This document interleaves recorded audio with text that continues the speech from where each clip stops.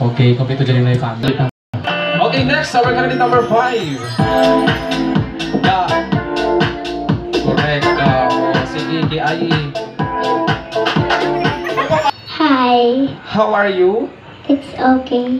It's okay. No, I mean, gusto mo lang join, ano, first time? First time. First time, okay. Kisa may nagtabang sa imo sa likod kay Ina? Si Mama Si Ma. po. Oh, sige. Nasi Ninong? Ay, hala, nahulog. Log. Dito siya mas ma. Ay, katakatawa kay Lipin nga hashtag kay... Uy! Okay, number 5. Sabal. Katawa sa... Diogo. Ako baan ka?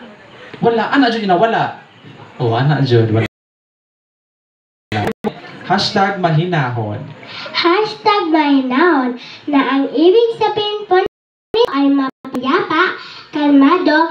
Pwede po natin itong ilarawan sa ugali ng isang tao na kapag tayo po ay mahinahon, magiging malinaw at maayos po ang ating pag-isip sa kahit anumang subok sa buhay at maipapakita po natin ang ating magandang asal, respeto